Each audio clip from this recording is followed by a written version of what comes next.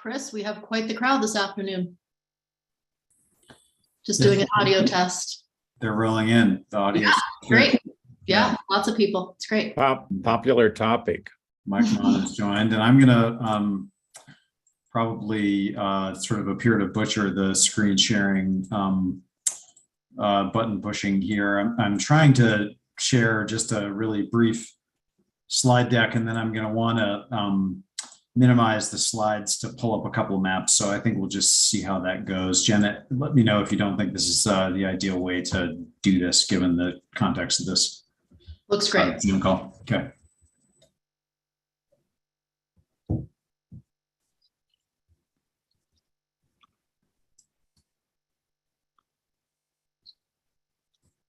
Do we have Mike Morey? I've not noticed him yet. No. Oh, well, there's a Mike Guest, but that might. Okay.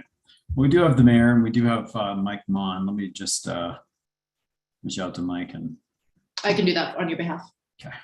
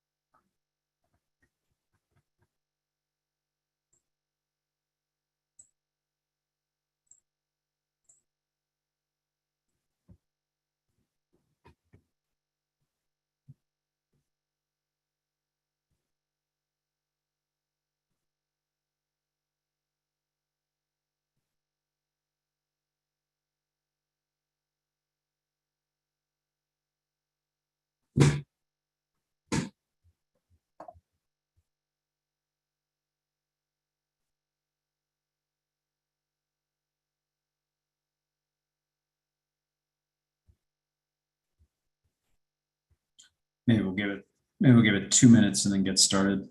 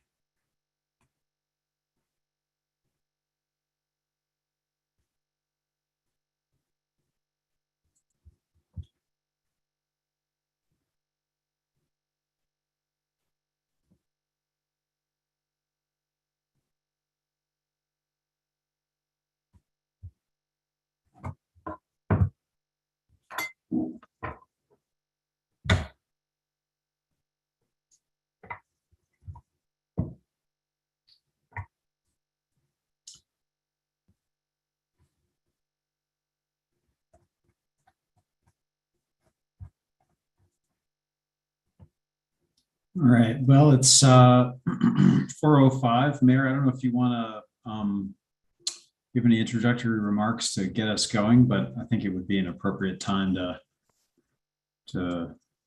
kick Say it off. something. Yeah. Yeah. Okay. Well, for a long time, parking in Alta has been an issue of concern, indeed anxiety for many of us. The question is there a parking place where I can put my car? If there isn't, what am I going to do? If I find a parking place that's a long ways from where I want to go, how am I going to get there, particularly in inclement weather? The system that was initiated last year, that was a partnership between the ski area and the town, worked pretty well. It didn't work perfectly, and I doubt that we'll ever find one that works perfectly, but it worked. And I think that most people found it an improvement, which is not to say that everybody found it totally satisfactory. There's been some tuning to that this year, and that's what this Northside parking meeting is here to discuss and to get some feedback. So on with the show, Chris. Okay, thanks, Mayor. So yeah, thanks for coming tonight. My name is Chris Colley. I'm the Assistant Town Administrator at the Town of Alta. I think at least in the process of getting this program set up last year, I probably communicated with or spoke with many of you about parking. My role in this was primarily to just sort of be the town's person in working with the ski area to set up our Northside permit program last winter. You know, the purpose of this meeting is just primarily to provide an opportunity for Northside permittees to ask questions and offer feedback on the program. What I'd like to do is just talk through. I have a couple of brief slides and maps to pull up on the screen just so we can visualize the Northside parking areas. Then I'll turn it over to Mike Mond from Alta Ski Area just to talk through a couple updates that they are planning with the sort of the whole of their parking program. And then we'll open the floor for questions and comments. So thanks again to everybody for attending. I know that you know, I've been talking to a few of you all about offering a public meeting like this earlier in the summer, and it's taken some time to kind of pull out a couple threads on this program and modest ways in which it might change for this year. But I think we're in a pretty good place to get things rolling towards the winter, and I hope you all will agree. So with that, you know, I'll just describe that, you know, the sort of the impetus for our Northside parking permit program was that in the spring of 2021, Alta Ski Area announced that it would be implementing a reservation requirement program for use of, you know, most of its kind of public parking areas on weekends and holidays during the 2021-2022 ski season. And the town and the ski area recognized that in order to kind of protect and preserve and segregate the parking on the north side of Highway 210, particularly the overnight parking, that residential property owners and various business and other community related parking users have relied on for generations, decades or generations.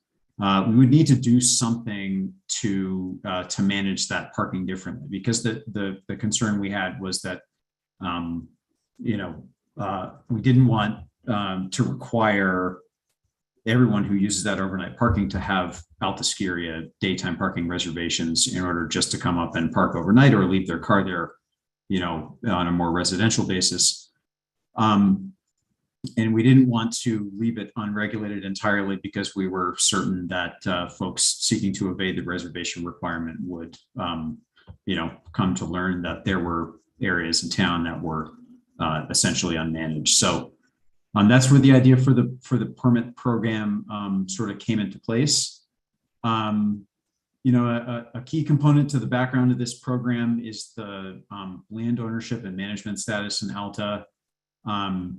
The ski area has a special use permit from the Forest Service for activities and uses on many of the parking areas in Alta. And then the town owns a little bit of land and has its own Forest Service special use permit on basically the other public parking areas in town. And we can visualize those details when I get to this next slide here, where I have some maps that I'll pull up. So I hope that by now the email that we sent out last week and a little newsletter blurb that followed that email has made its way to each of you. It seems like it probably did. That email contains the essential details of the program as we've defined them so far. The dates for a Northside permit program are going to match the dates in which Alta Ski Area is planning to require reservations. So they will turn on the reservation program on Friday, December 16th. And then those reservations will be required, and similarly will require reservations basically, or permits rather, excuse me, for Northside permit required areas between December 16th and April 16th, when the ski area's reservation program, that'll be the last day the ski area plans to offer reservations as of now, or require them. Chris, that ending date has changed to April 23rd now. Okay. So Mike, is that That'll be the last day of the season also. is that regular season operations, or is that There'll be no extended weekend this year. We're just going to stay open every day to April 23rd and call it good. okay?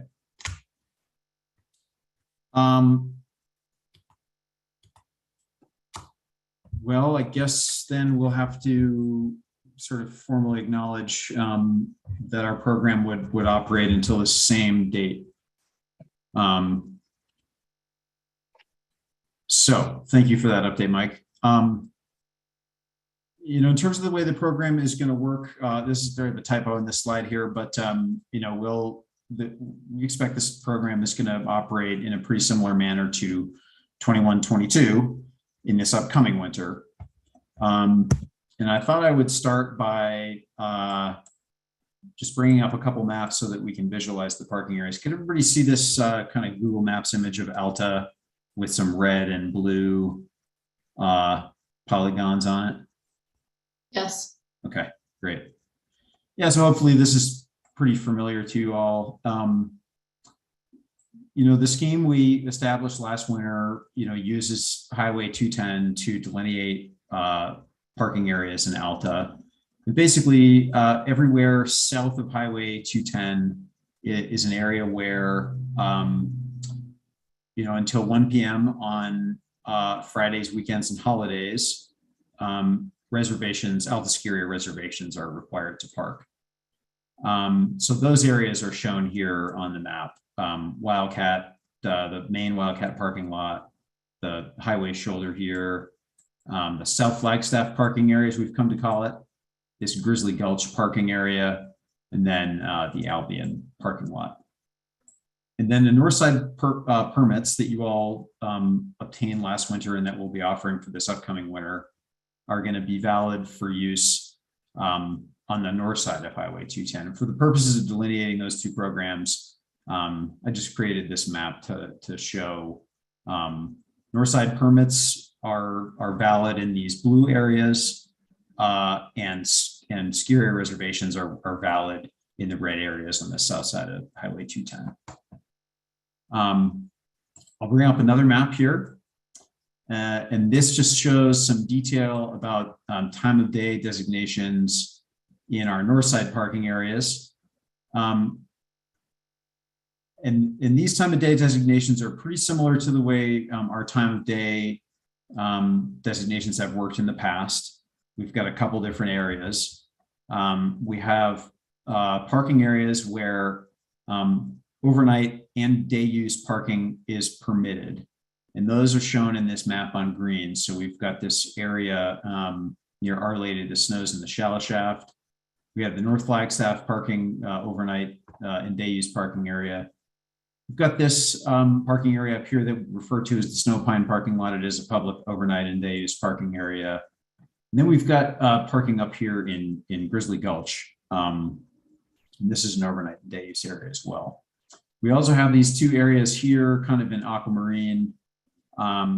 These are areas that are signed as, they're occasionally signed as overnight overflow parking. In normal conditions, it's day use parking, but when we're at capacity and the marshals and Altus Area get together and decide it's time to open up this overflow, then one or both of these areas are signed as overflow parking. And then finally, we have a few areas on the north side that are day use only. So these are these two areas here, one in our North Flagstaff parking area against the shoulder stripe of the highway, and then a very small little area over here, kind of where UDOT parks a road grader in the wintertime. These are day use only parking areas. So these are all areas where you can park with your north side permit. But if you're parked overnight, you need to have an overnight valid permit, and you need to be in either one of these green areas, or if there's signage set up indicating that overnight use is allowed in these areas on that night, you can park in one of these day use and overnight overflow parking areas in Aquamarine.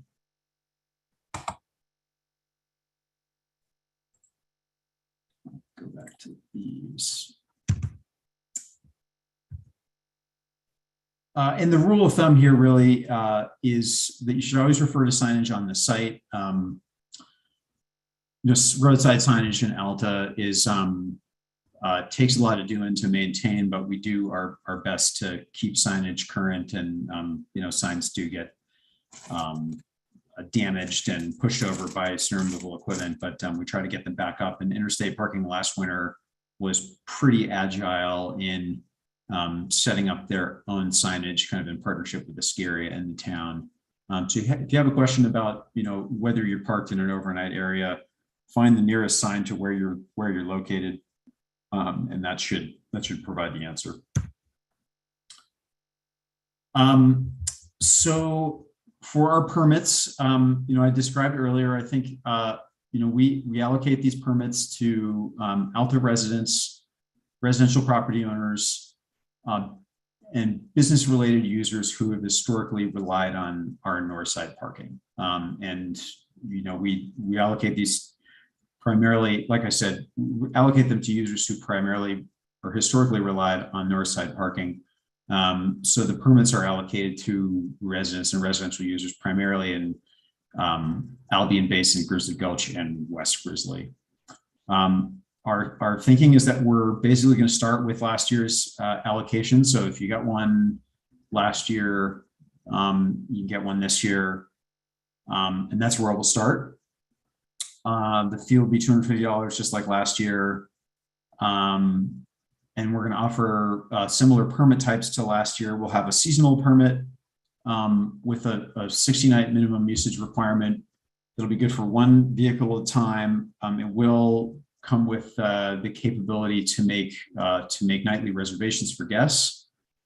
And then we'll offer a flexible permit, good for up to 80, what I describe as vehicle night reservations that can be used to park multiple vehicles in Alta at a time. So if you're a user that isn't up on a more residential basis, most nights out of the week, but when you do come, you come with family members or multiple guests.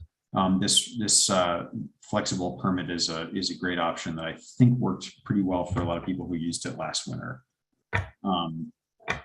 So that's where we're heading with the permits for this winter.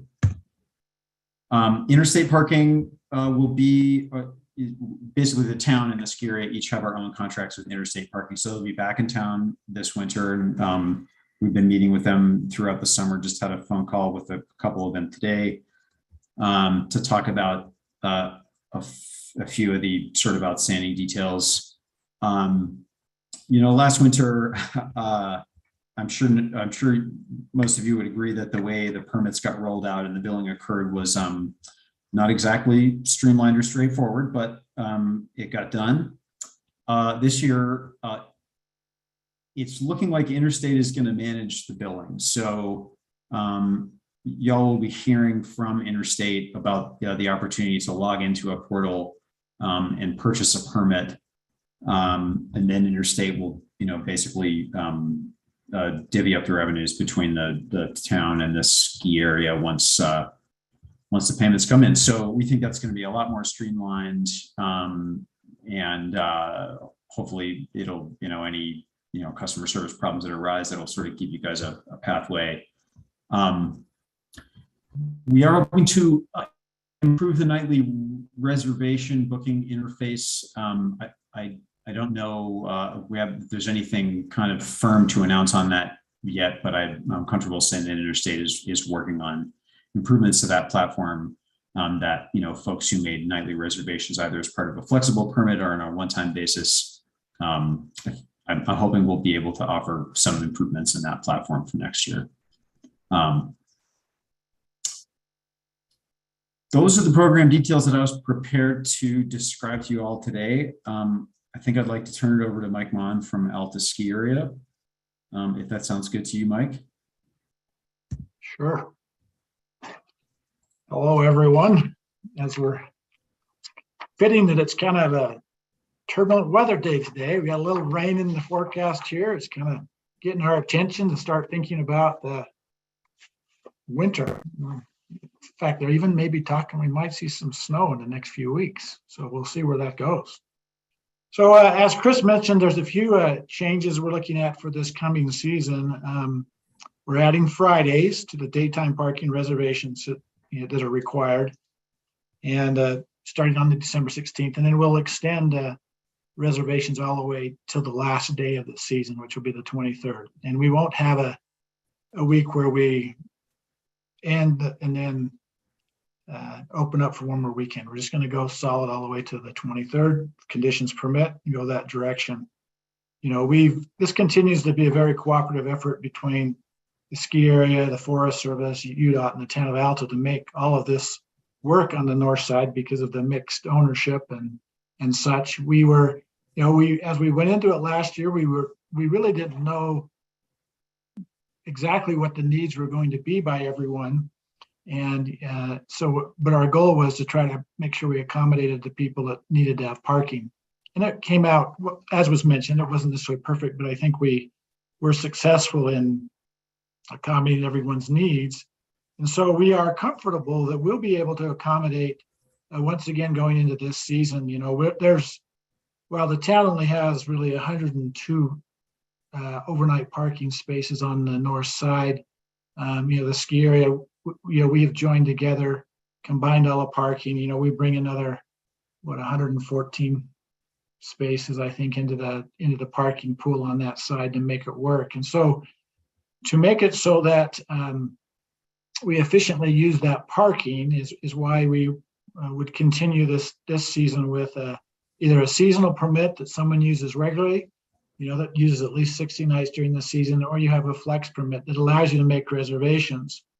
And those north side reservations allow us to adjust the ski area's inventory of parking as needed to make sure we're accommodating the parking for the north side, but then use it when it's not being used for the general public or our employees that come.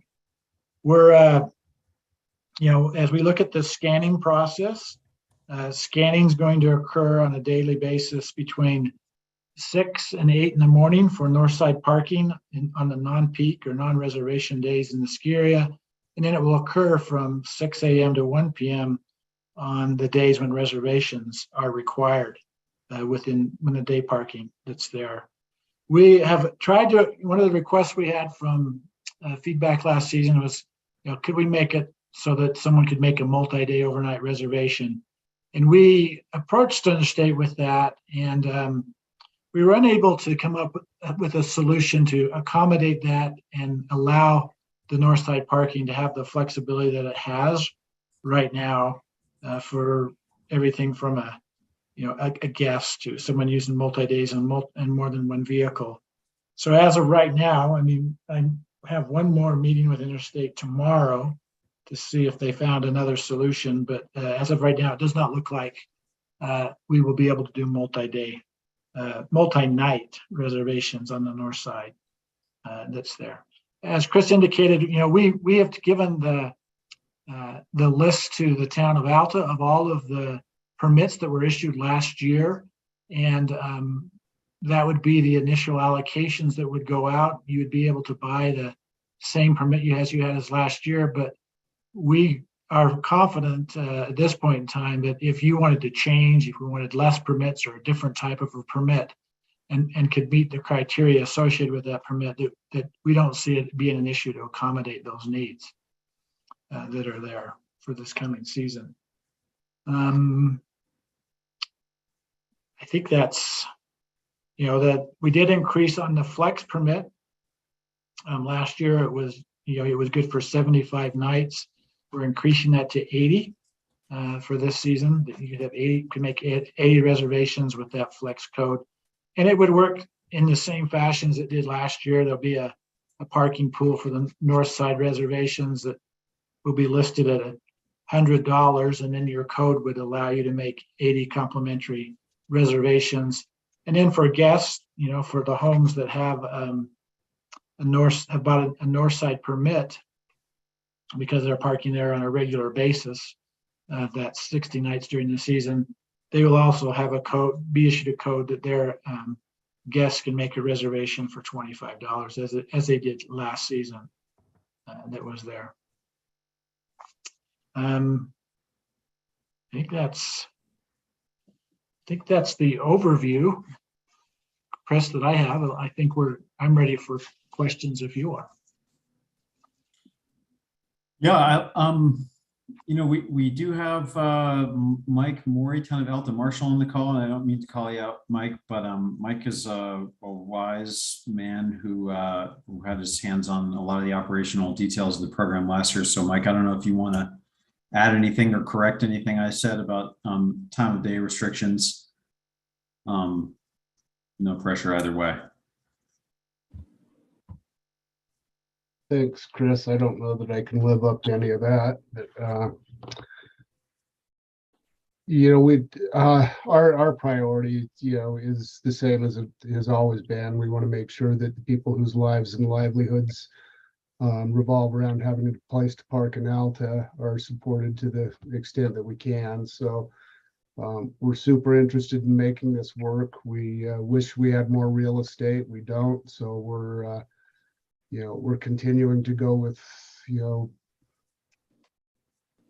the measures that we found we can do. And I think, Chris, you've done a great job describing what those are. So I just want to underscore that a lot of these practices are the same that they've always been. We still have our same overnight parking areas. We'll still have deputies out and available to assist, with parking needs and answer questions. And of course, Alta Central Dispatch is available around the clock for that as well.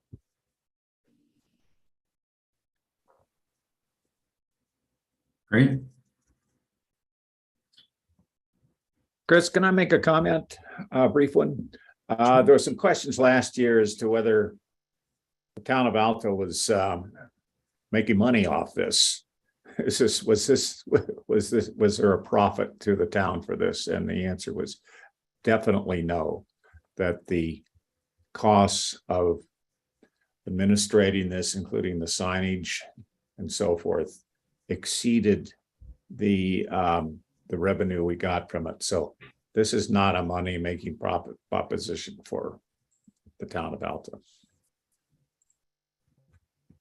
And Roger, there was another question that was asked last year, which I forgot to answer. There was some confusion about if I was a cabin owner or a resident and I had an overnight permit, did I need a daytime one also? And the answer to that is no. If you have a north side permit and you either have the permit or you have the reservation, and you're on that north side in that designated time, you don't need any other permit. That's your permit to go skiing, for overnight parking, and everything combined. Yeah, thanks, Mike. Clarify that. say I want to spend Friday night in my cabin. I get on the website Thursday night and get my reservation for Friday night. I can head up Friday morning, park at 8 a.m., ski all day, spend the night at my cabin, ski the next day until I head home in the afternoon. Is that correct? That would be correct. Okay. So, sorry, I should have been listening closer, Dale. So he gets up there 8 a.m. Friday morning, skis all day, and then goes home Saturday night. It's only the one night parking reservation. Okay, if it's Friday, well, let me back up a little bit. So if it's Friday night, Yeah. back up. So the scanning on a Friday is going to go from 6 in the morning to 1 p.m. On Friday morning or Saturday morning? Friday morning. So Fridays are being added to the mix. So you have Friday, Saturday, and Sunday. Those 3 days that the scanning is from 6 to 1. One. The rest of the week it's from 6 to 8. That's my scan. Yeah. Do we need an overnight reservation for Monday through Thursday? Yes. And is our reservation for Friday night good until as late as we want Saturday night? We can ski out at midnight? It is so your reservation, make a reservation on Friday for Friday night. It is good till 1 p.m. Well, it's not going to be scanned till Saturday. So you're really good till Saturday. But I want to know what time Saturday. Well, if you're making it for Friday night, it's going from 6 p.m. basically. Well, it's going from 1 p.m. on Friday till really 1 p.m. on Saturday, but you're not scanned till Sunday morning. Got it. Thank you. So Like, quick clarification, this is where I ran into trouble last year. I go up a Saturday morning, I have an Alta ski area thing for Saturday, but I want to stay Saturday night. So then I go park in the Albion lot because I don't have a north side permit that's active until Saturday at 1 p.m., right? Right. I have to go move my car in the middle of the ski day at 1 o'clock, and I'm competing with everybody that tries to show up to go hike up the mountain at 1 o'clock for that north side parking after the scanning. So in the middle of my ski day, I have to go try to move my car, even though I have a day permit for Saturday and a night permit for Saturday night. You can move it at the end of the day. You don't have to move it in the middle of the day. Well, if I Can't, the day and how I ski back into my cabin Right.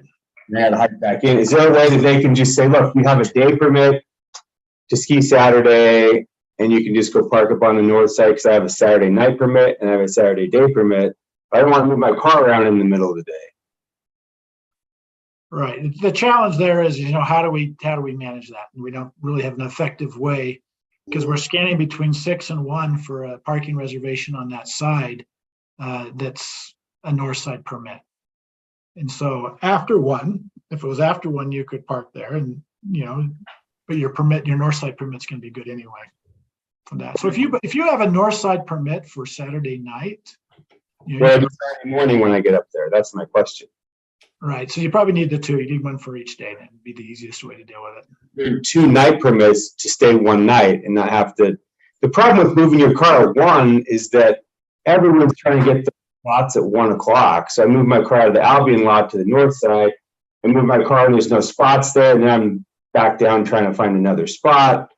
And then I got to go. So, yeah, so the intent is we're going to sign that north side permits are required for all the time on the north side. So the general public, unless someone's told them, they're supposed to have a permit to be on that north side, even after 1 o'clock any day. We're just telling you, this is the times they're going to actually scan. And so there are times when someone could park there and, they're not going to be ticketed. It's in there. But the intent is that if you have a north side permit, you have to have a north side permit to park on the north side, even after 1 o'clock any day. Okay. So that's how it should be signed, and we communicated to the general public. But the way it works, which we'll communicate to the people that have those permits, is here's the scanning periods of time. So if I go up there though on his Friday, like Dell's question, if he goes up there Friday morning and has a Friday night permit, he can't park on the north side until after 1. No, Or yes, No. Thursday. I can park. I go to the north side when I show up at 8 a.m. and I'm good through Friday night into Saturday. We'll Well, get you're, tickets. you're technically good. You're technically good, Dell, until Sunday morning before 6 a.m. Right. But I don't think, Dale, your Friday night permit doesn't go active until Friday at 1 p.m. But So you- Mike said, as I understood it, No, it goes. I don't need to move my car. I can pull into that overnight parking lot Friday morning at 8 a.m. and I'm good as long as they have that Friday night permit. Is that correct, Mike? Well, with the change of Fridays now being in daytime reservations, it's Friday at 1 now. So Dale, you couldn't pull up there until on Friday or Saturday until 1 p.m. See, Up on Friday to say Friday to ski the day and stay that night. Unless you burn a second permit and get a Thursday night permit. You understand? I don't want to do that. Could I don't. So do I use my Alta Ski Pass permit to park in that overnight stall between 8 a.m. and 1, and then my Friday reservation kicks in at 1? I don't want to be moving a car in the middle of the day, but I also don't want to miss Friday skiing and not go up till 1. But am I missing something here? It shouldn't be that tricky. Well, the way you described it is the way it worked last year, Dell, when only Saturday and Sunday were in the daily reservation pool. But by now, us including Fridays into the pool, then a reservation is, to be on that north side, would need to have if you're going to be there before, before after 8, but before 1, then technically you could get scanned and say, hey, you don't have a reservation to be here. Because you'd be falling into the Friday reservation pool. So I would need to burn a overnight permit basically for Thursday night to be safe to park in the overnight stall beginning Friday morning at 8 a.m. and staying until Saturday afternoon. And you could be there at 6 a.m. I mean, yeah, you could be there. 6 a.m. Right. But I'd have to use 2 night permits, even though I'm only spending a single night there. I'll have to think about that one and see how we can try to accommodate what you're trying to do. I understand what you're trying to do. But let me make a note of that one. Okay. I don't mind having a Friday Alta permit, right?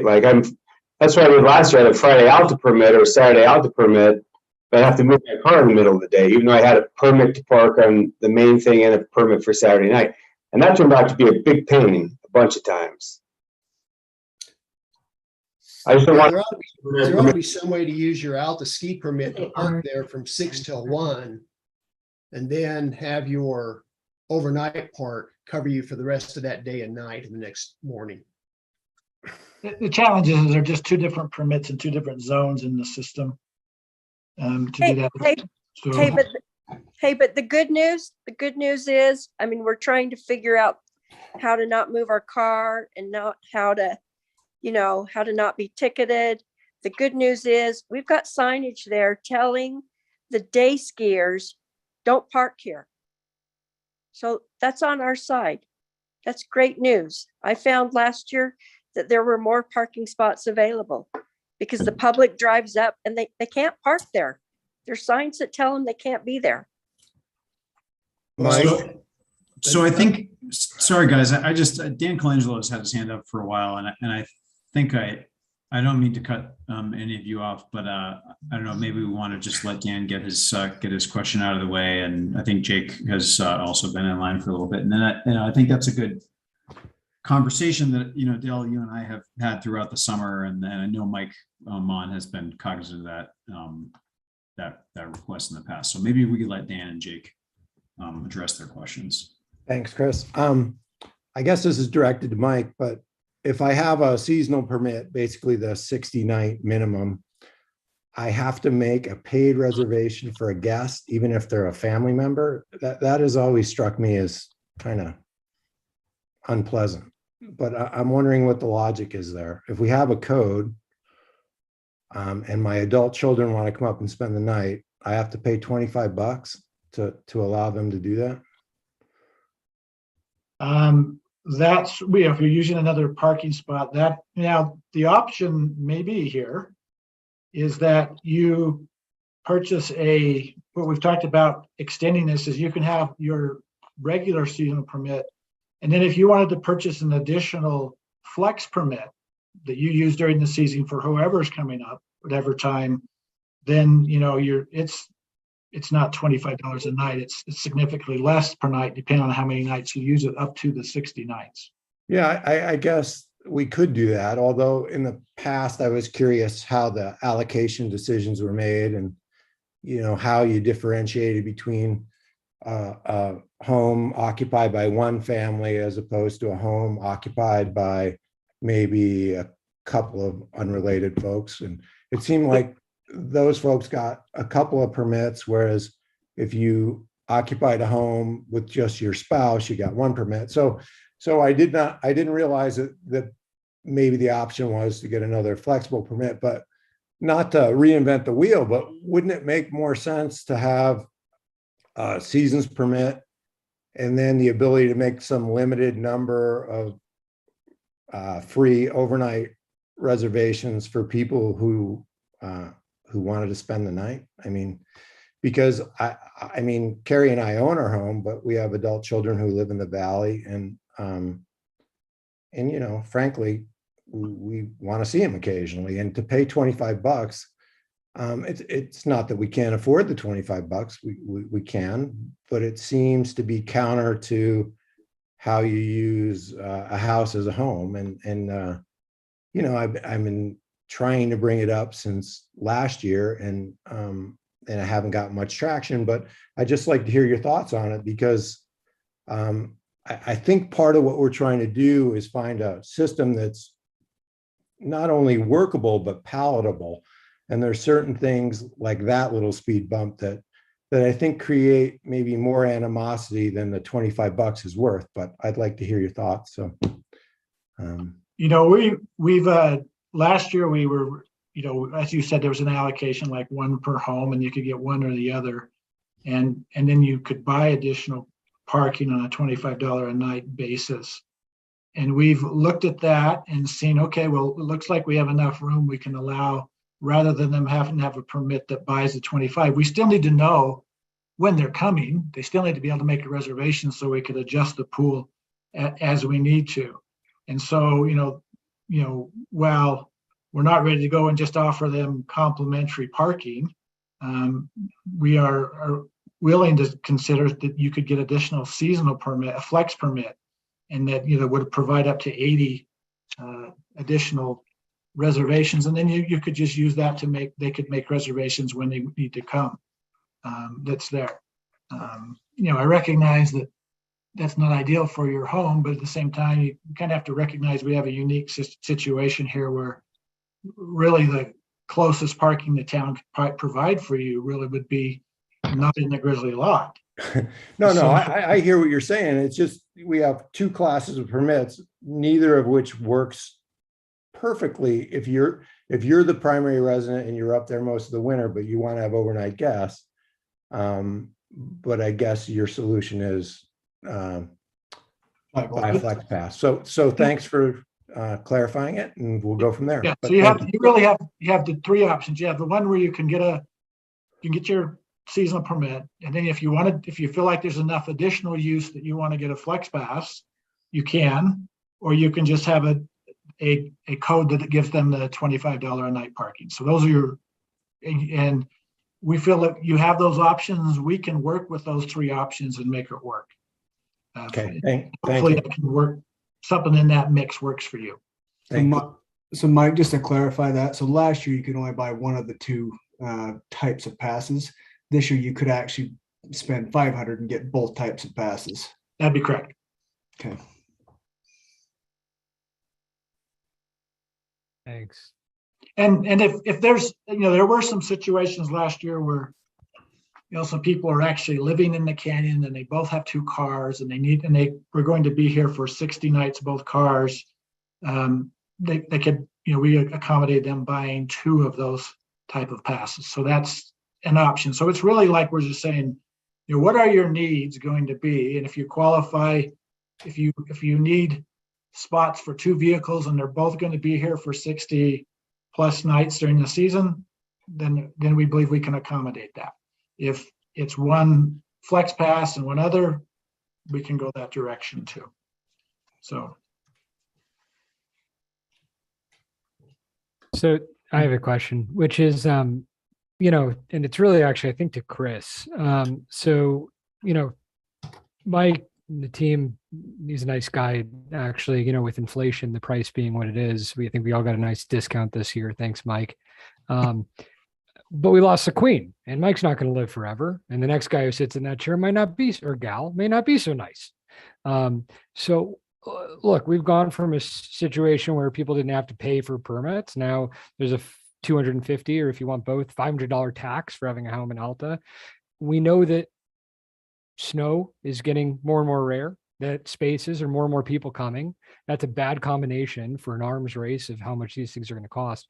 What is the town doing to make sure that we don't, you know, 5 years from now have to pay $5,000 a year for 10 nights? You know, how is this being changed? I watched Mike kindly, you know, extend the ski season or the number of days to you, Chris, this week. We just had to say, okay, fine.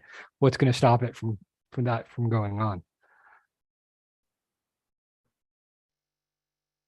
Well, you know, I believe Cameron Platt's on the call, and Cameron could probably remind me with more certainty whether our permit fees are set in our fee schedule.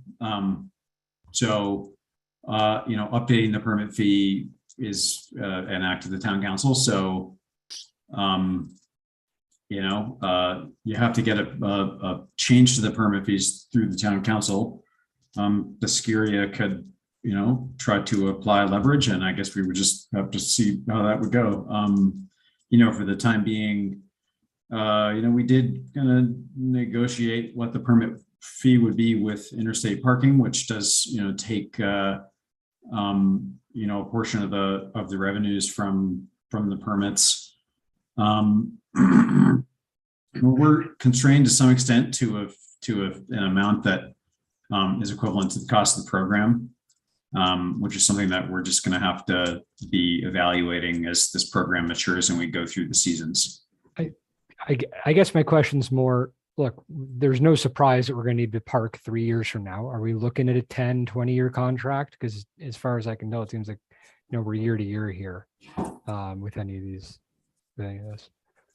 Yeah, well, our interstate contract is a 2-year arrangement for now. So we're going into the second year of it, and you know, I don't know what the Skiria's arrangement with the interstate is, but you know, so long as there is a Skiria reservation program, there you could argue there will be a need for some kind of management scheme for Northside areas that we want to, you know, keep separate from the rest of the public parking in Alta. So whether it's interstate or some other provider on either side of the road, I can't say for certain in the future.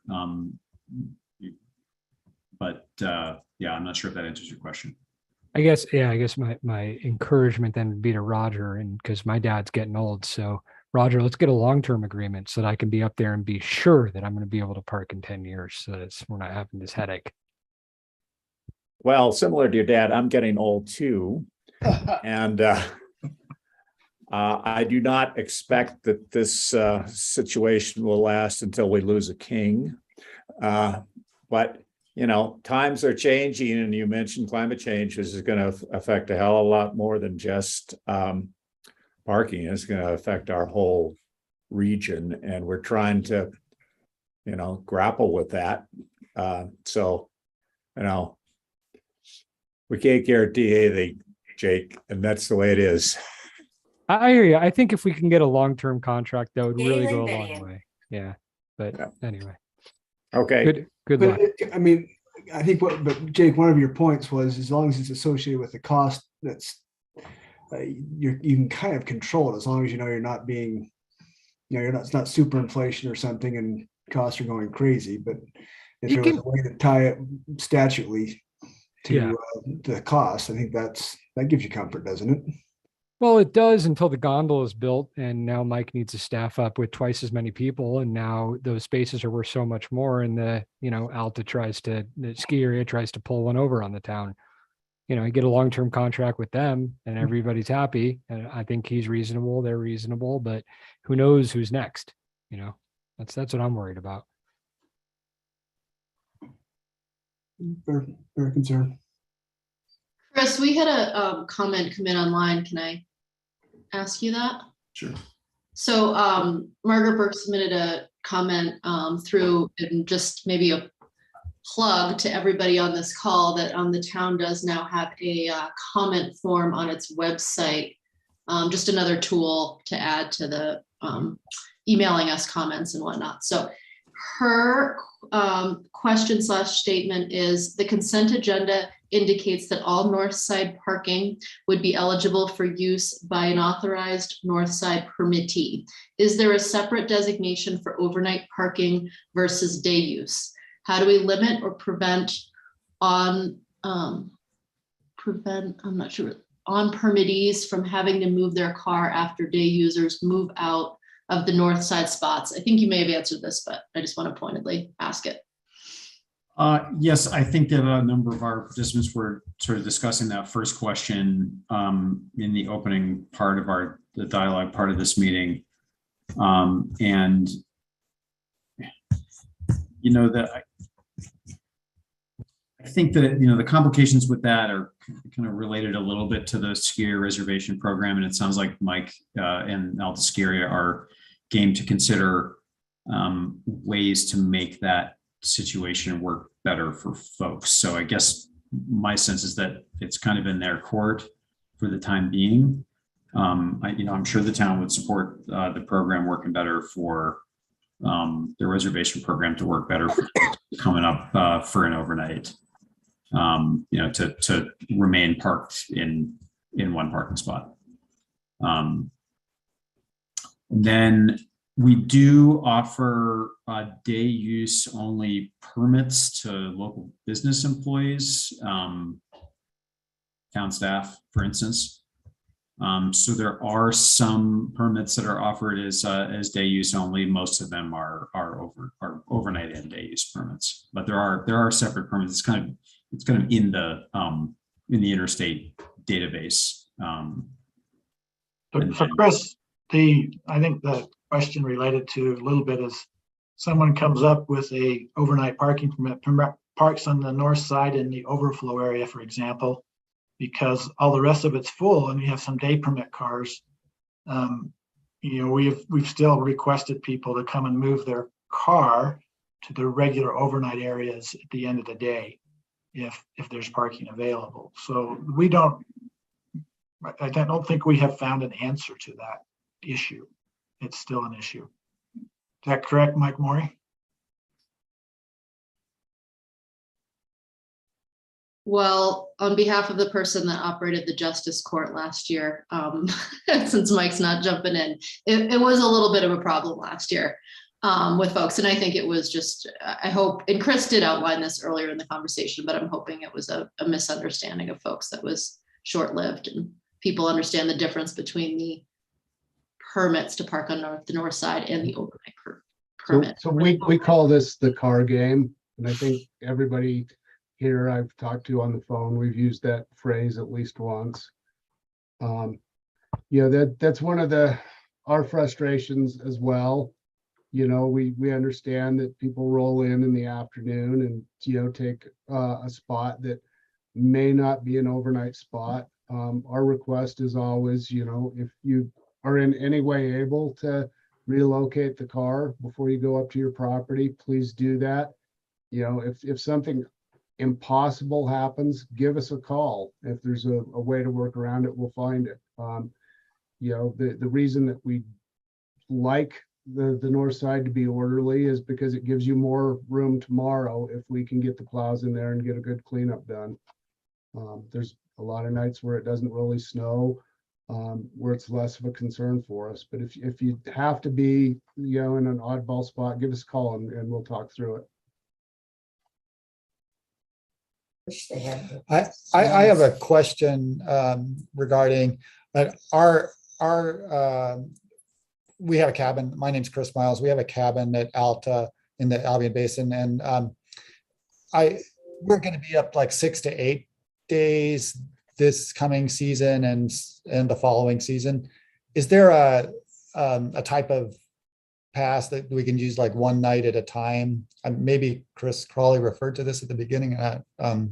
Is there such a thing in place? Yeah, it's I think the flexible or the variable permit is the right option. Which is a $250 pass. The $250 pass.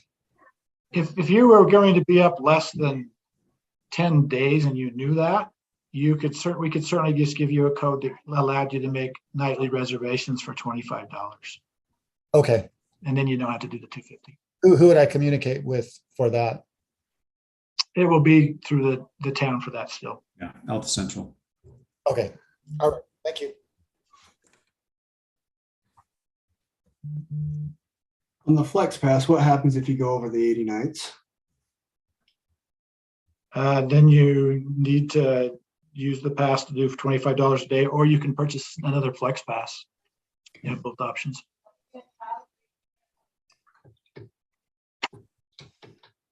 And we will look, I've got to figure out how to address Dale's question of coming up and skiing and staying the night. It may necessitate we increase the number of days for the Flex Pass. I'll have to think through that. I think that would be helpful.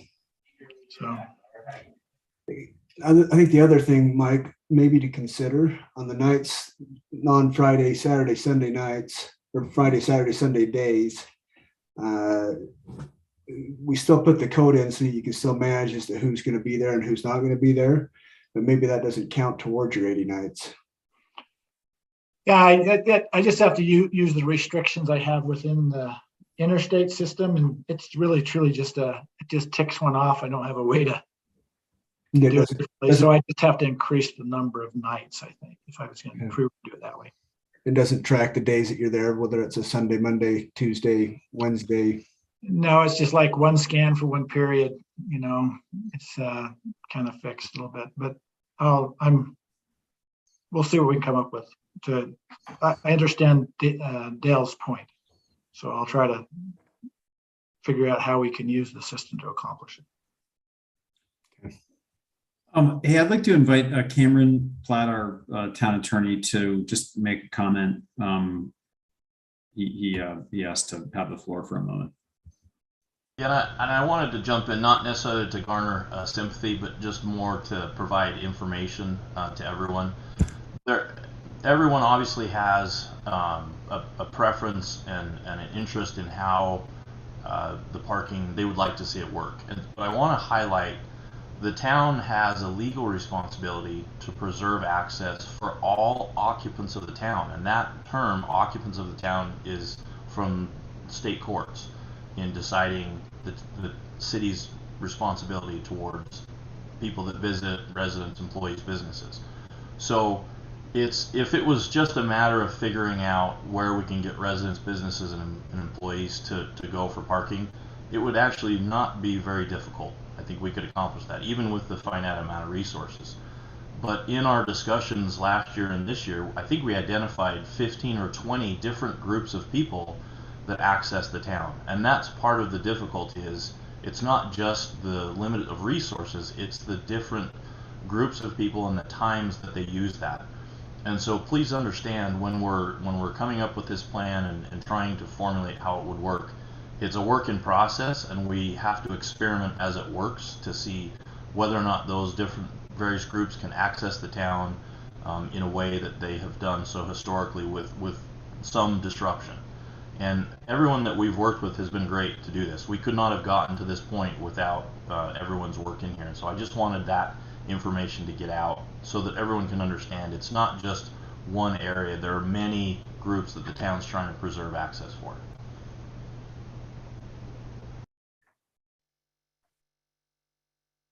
Thanks, Cameron.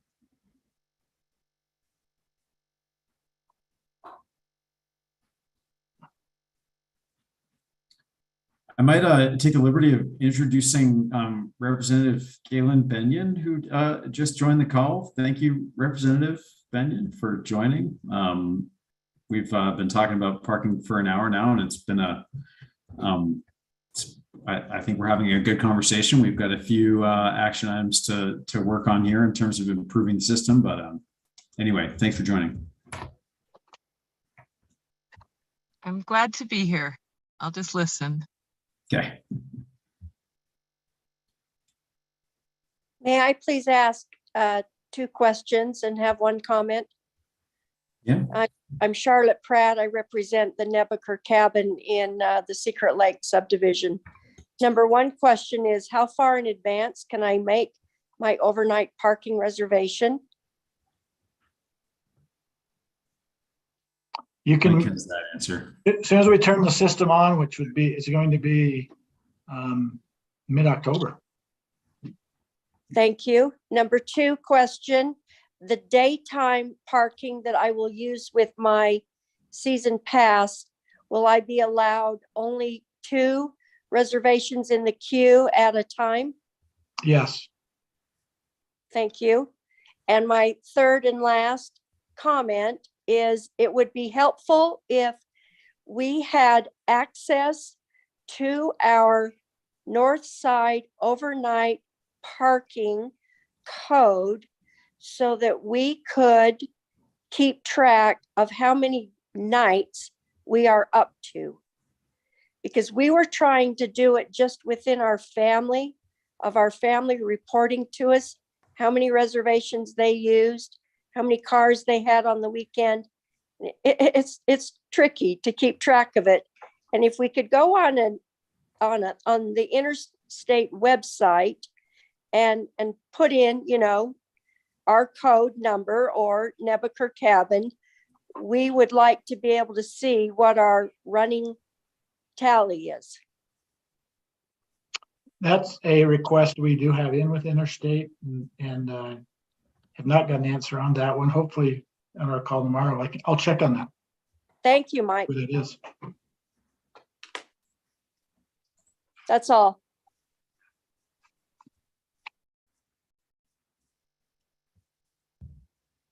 Dale, can I go back to your question where you come up on a Friday at 8 and go skiing, and then stay Friday night? Then are you skiing again on Saturday, or leaving Saturday morning, or staying all day Saturday? I would probably ski Saturday day and most likely leaving at 2 o'clock. I suppose there's a possibility if there are some friends that wanted to have a beer at the cabin at the end of the day, it would be a 6 o'clock departure, but really you're skiing skiing Saturday as well as skiing on Friday. 2 days. Yeah. So you're not just not just spending the night and leaving. It's you're staying and skiing. Okay. Yeah. Got it.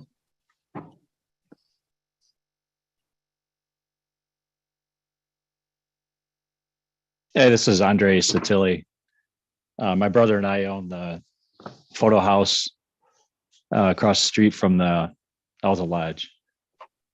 So we're going to switch gears a little bit here. Some of the parking that's allocated is actually on our private property, directly in front of the photo house. So we want to address that. The parking regime prevents us from accessing our property. We did have, over the years, before my brother and I owned it, my uncle lived there and was basically had a spot to use to park his vehicle. That's now been allocated to the parking program.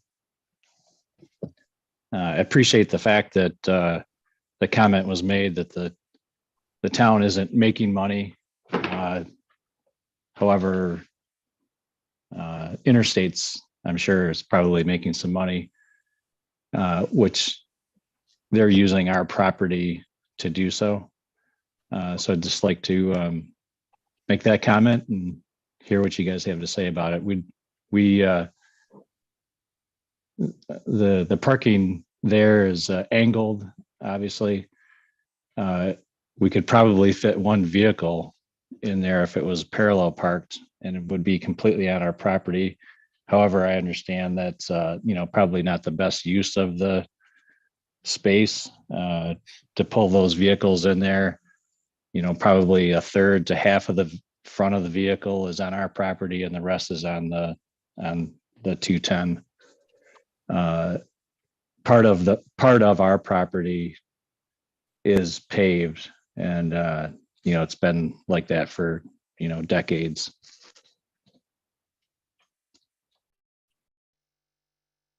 Thanks, Andre. I think we should probably talk about that offline at some point.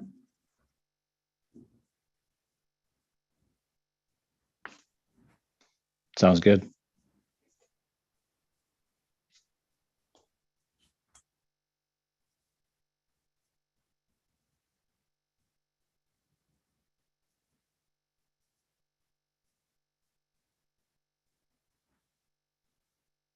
Anybody else have a question or comment?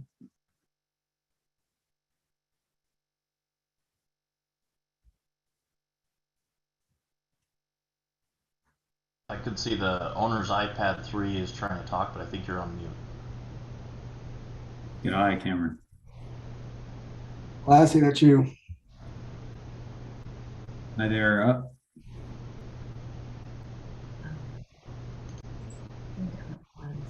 Classy, it's down at the bottom. There's a button that looks like a microphone if you touch it.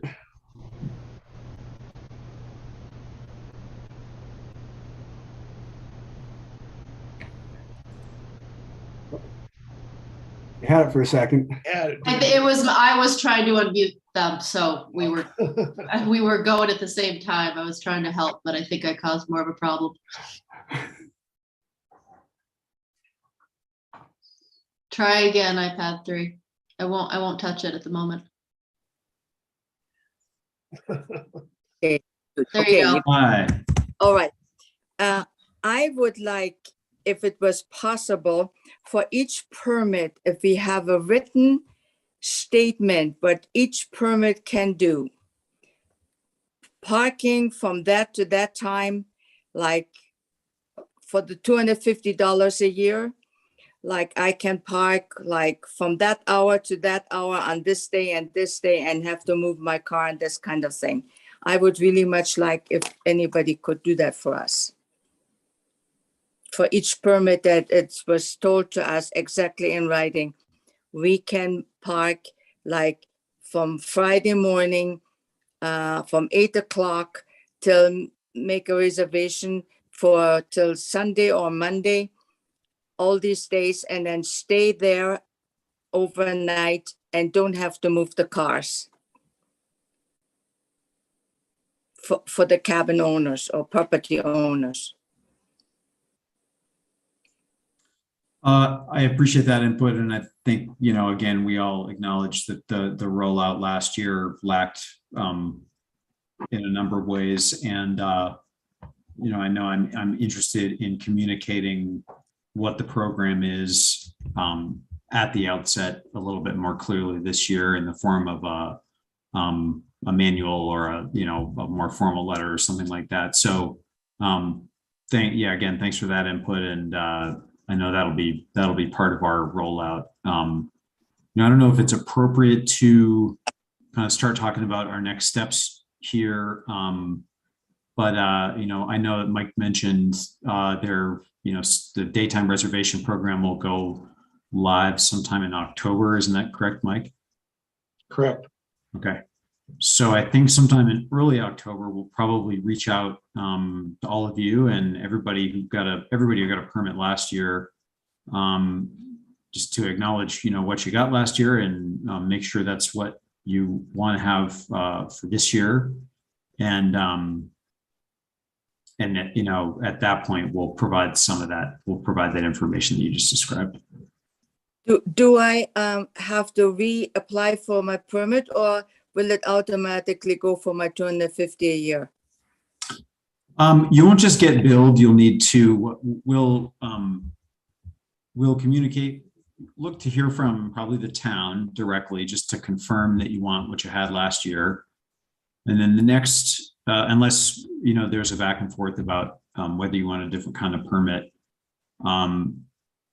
the next thing that will happen is you'll hear from Interstate Parking.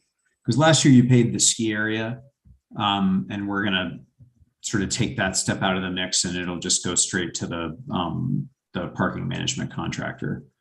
And then And who would that be? Who would that be? that'll be a company called Interstate Parking, and they're the folks who were up scanning license plates last year. It's just a little bit more streamlined for them to do the billing than it is for either the town or the ski area. Will you send us that in an email? Yes. Okay, thank you. Yeah. And when do we have to pay, buy those permits? We don't have those dates established just yet, but I'm hoping that we can get that rolling before the ski area's reservation program, before the ski area offers public, daytime reservations to their skiers. So in about a month. Okay, thank you. A month from today, or a month from now. And we make reservations like 24 hours in advance or like a month in advance? We can, for the parking.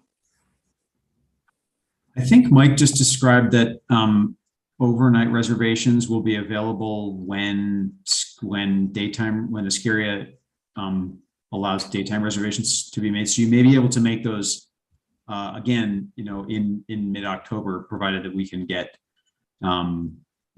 get our notification out and then get you basically make a payment to Interstate, and then your reservation portal will be set up. So there will be a little bit of back and forth on our part and your part, but again, hopefully in mid-October you can start to nail down some of those dates.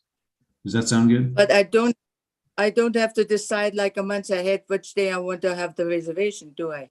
No, you don't have to. No. Okay. You can make them anytime in advance up to the day before. Okay, thank you. That makes So what time is the cutoff on that, Mike? I had a problem with that last year and ended up paying a couple $100 tickets because it was, spur of the moment. Maybe it's a snow flurry that comes in and you go up late one evening. And what's the cutoff time? That last year it actually seemed to work till kind of later in the evening, which was good. But what is the cutoff time for, say I come up Wednesday night at 10 p.m. and as I get to my cabin at 11, I make the parking reservation. Is there a cutoff time, or do I just have to get it done before 6 a.m. the next morning? That cutoff time is driven by Interstate a little bit because they have to load all the data into their system. And they weren't really consistent last year.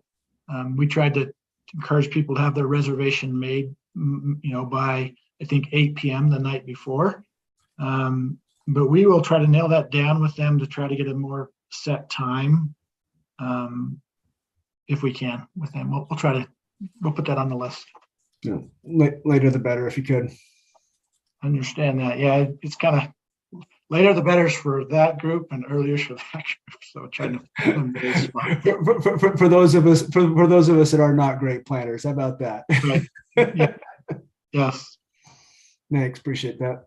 Mike, Dan here. One technical question, one kind of practical one. Technical, on the 60-day seasonal pass, you can have 2 vehicles associated with it. Can they be changed, or are they set in stone? It's intended to be, 2 vehicles, and they're the same vehicles for the whole season. You could probably change one of them during the season, like you bought a new car or something, but it's not set up or easy to change those plate numbers on a regular basis. Okay.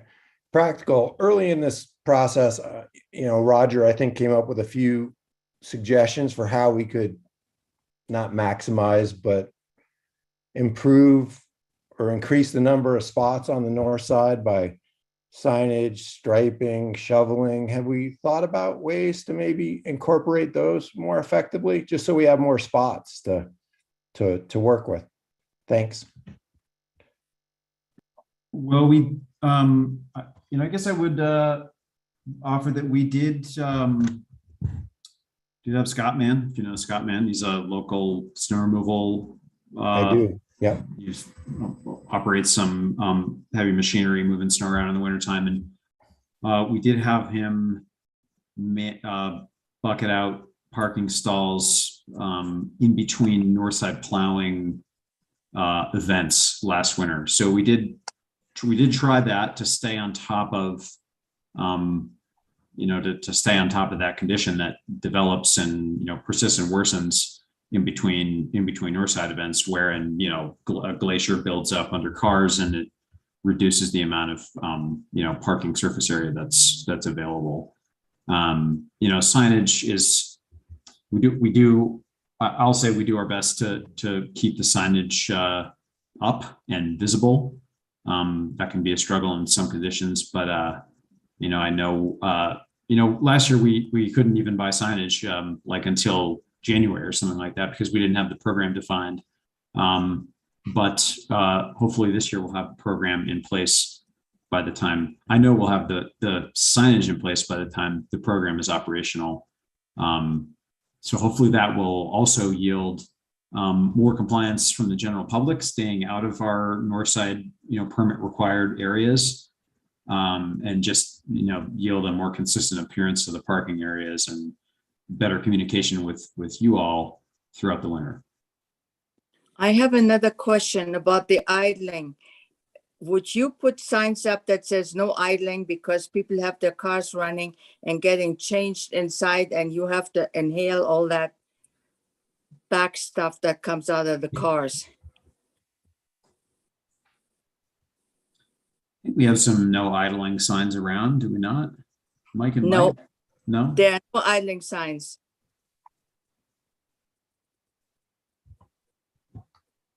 We can look into some no idling signs. That would be really good because a lot of people have their pickups and everything running and trying to put on their ski boots. And then we have to inhale that stuff. Dan, can I respond to you? I think essentially what you're asking is, can we expand the overnight parking limits east or west into those areas that are now designated as overflow?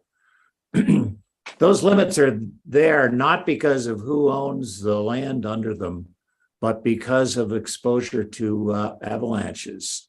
And in the past, the areas that are outside the designated overnight spots have been hit. Now, and in fact, even though our car was in the designated overnight spot at several years ago, we got whacked with an avalanche.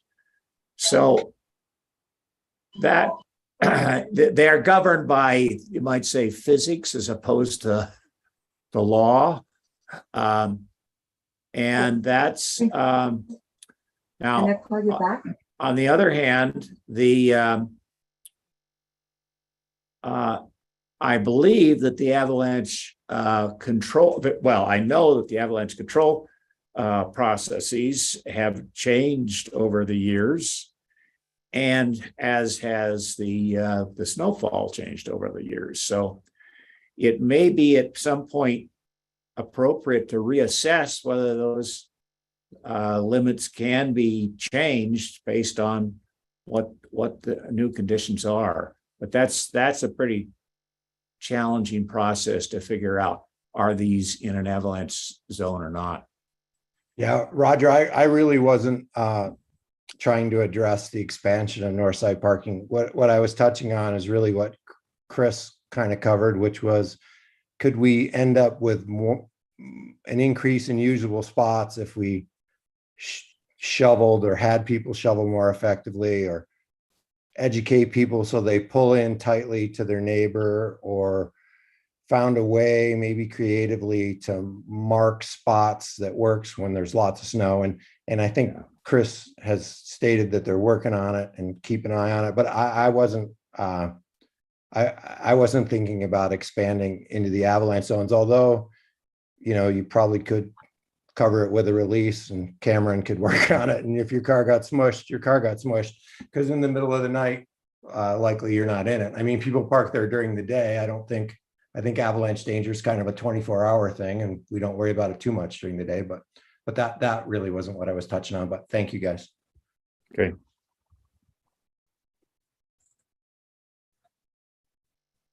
You're welcome. Well, I'd make not a question, but a comment. I just say the system I thought worked pretty well last year. I used far less than my 75 flex dates. Had it been the prior year when both my daughters were in town, we would have been hard pressed to get by with the 75, but with just my wife and myself, that worked just fine. I appreciate Mike's comment that people may be able to buy more than one pass. I think that's an important bit of flexibility that may help some folks out. And I appreciate Cameron's comment that you've got all kinds of users. I just hope that we're all, if we're paying $250, I hope all these other users are also being treated with some sort of parity. But overall, I thought it worked pretty well last year, and I appreciate you taking the time to take some input and to continuing to tweak the system to see if we can't make it work better for everybody. So thank you. Thank you, Dell.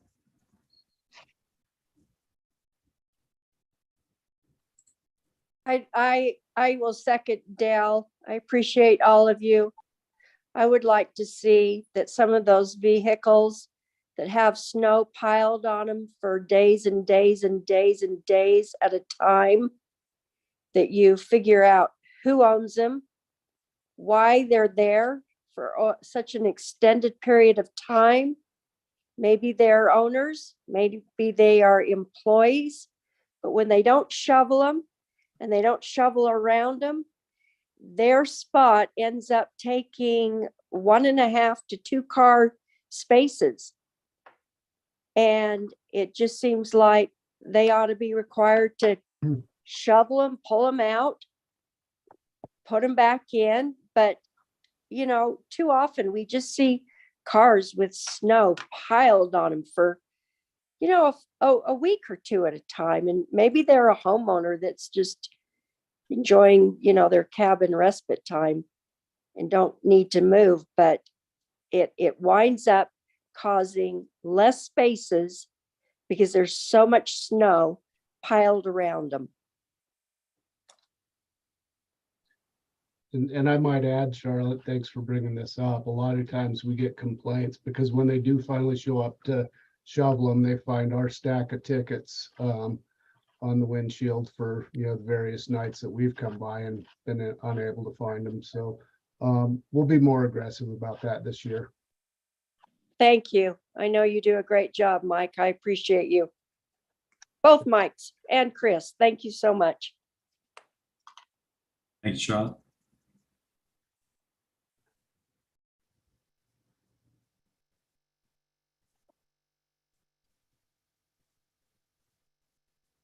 Yeah, thanks everybody. I think you guys are tough situation we all had to migrate to, and I think you guys did a great job last year and a few tweaks. The moving the car in the middle of the day was the only hassle I had last year. I think you guys did a great job, and I get it's challenging with 2 situations, but if there's some way to figure that out. Otherwise, I think it worked great, and you guys are doing a great job. Thanks for all your work at it. Thank you. Thank you. Yeah, I echo that as well. Appreciate the flexibility and added flexibility. I think will be helpful with multiple passes, as well as the. I think if we can do a Dell scenario, if we figure out a way to make that be one night, I think that would be awesome. You know, before we break up, if I can just throw this out there, you know, don't suffer in silence if you find that something really just doesn't work. You know, we're learning as we go, and you know, your feedback is going to help us do better in our planning. So keep talking to us, please.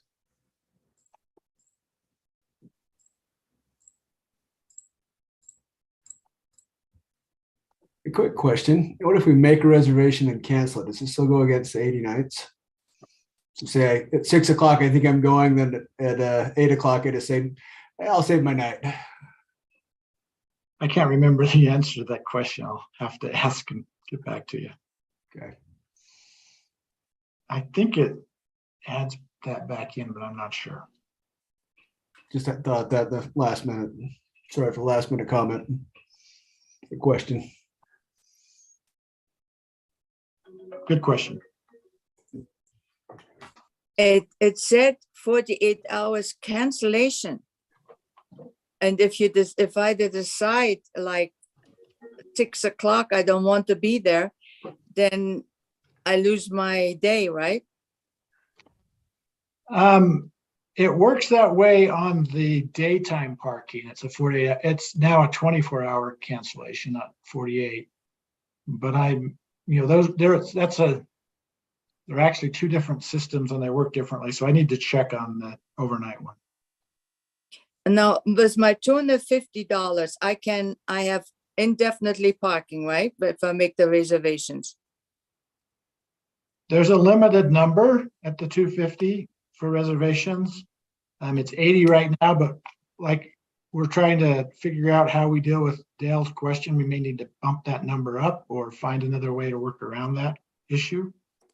So, and the idea of trying to move your car, if we can figure out how to make it work so that you could come for the day of skiing and stay the night and then be there the next day without having to move your car, that's ideal. So we have to work through what capabilities are there. How do we can accomplish that? Oh, thank you so much. Appreciate that.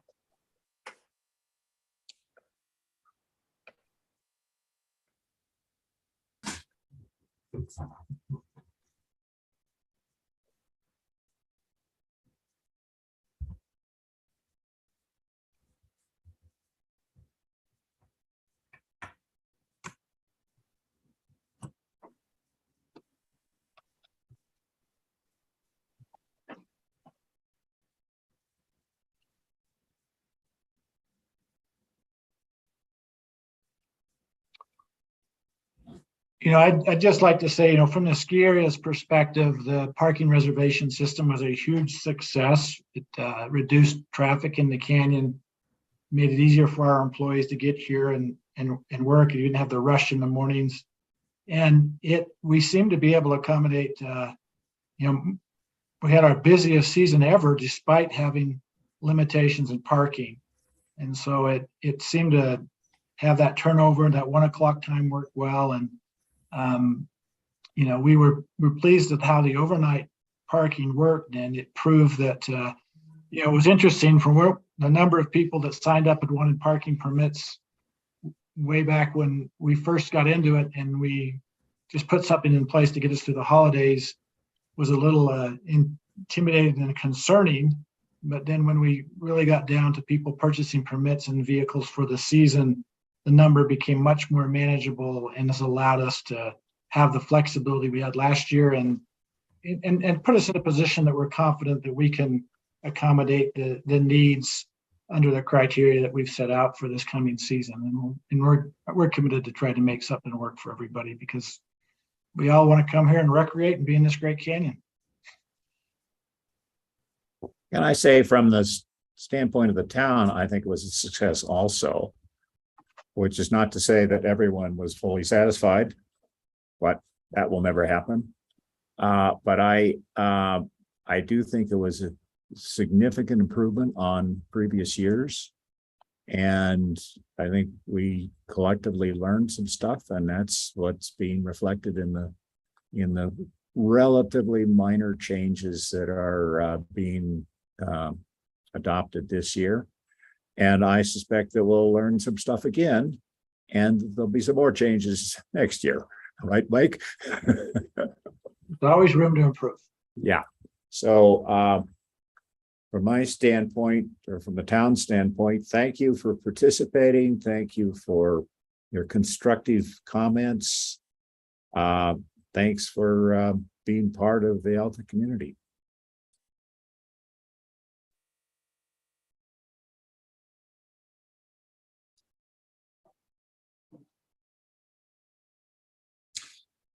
Well, we offered this as an open house, which I guess you could take it to mean that the house is open and the doors are open till 6.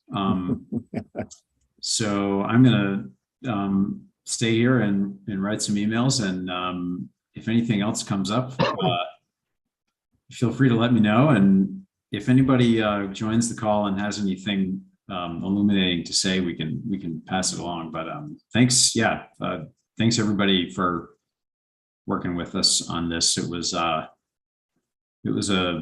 big undertaking last year that seemed like it could have some bad outcomes, and it seems like in a lot of ways it had good outcomes. So yeah, thanks for working with us on it, and looking forward to winter. Hey, Chris and Mike, it seemed like there were a couple things you're going to check on and get back to us on. How will that be communicated back to us? We need to get our heads together about that.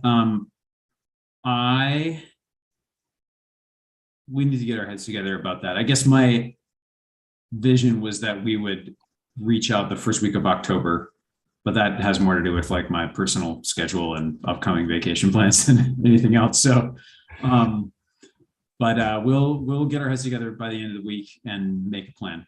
Yeah, I just the Dell scenario, call it that. More logistics type stuff. It seemed like that there were just a handful of questions that Mike said he'd get answers for and follow up on, just when to expect it, and so we can know it. And I think from Classy's request of having something written down, it's just so we make sure we know the rules so we can live by them. I appreciate that, and I realize this, how details like the Dell paradox are gonna work. Can affect your winter planning and what you're going to do on various weekends and all that. Thank you, guys. Appreciate the feedback. Yeah, thanks. See you, Dan.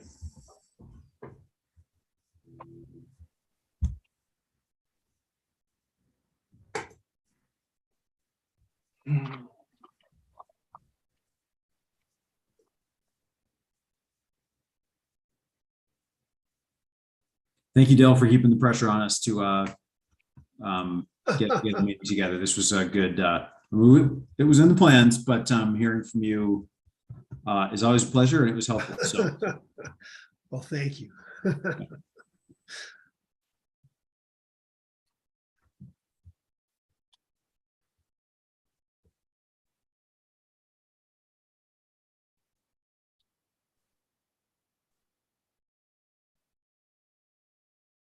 Chris, apologies for being late. Occasionally we have to do a little police work around here too. Sorry for harassing you, but I was like, oh, We'll be he's busy. He's busy with something.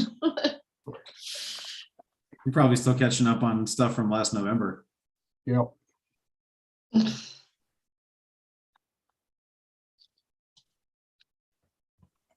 Thank you all. We'll see you.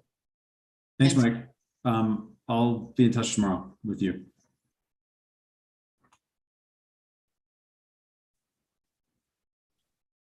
Chris, I'll stay on with you just so I can close this out. But I'm just gonna kind of pay attention to email too and do some other things. Okay, sounds good.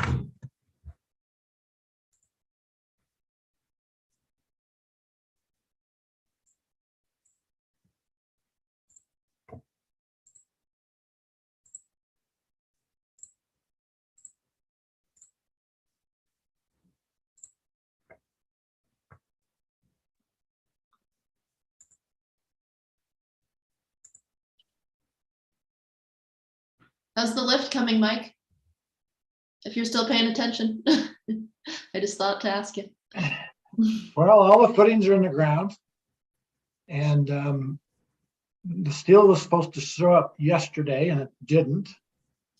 And today's phone call, they said, well, we're trying to figure out when it's going to be able to be delivered, and maybe not till the 23rd. So it's a little concerning at this point in time. So we're glad we still have Albion ready to go, just in case. Have you had a lot of supply chain issues with the whole project, or is this It's been on track until just this is the first milestone that's been missed. Yeah. So, well, that's pretty good. I mean, hopefully. yeah. So we'll see where it goes. And you have credible claims to snow incoming, or just sound like it's going to stay active and maybe get a little colder, and we'll see what happens? Yeah, I heard it might stay active, get a little colder next week, so we'll see. But forecasts are wrong 50% of the time. Indeed. So, September, huh? yeah, who knows? Well, September, third week of September, yeah, we can go some stuff. The October snow really kind of, that's the stuff that makes complications, but.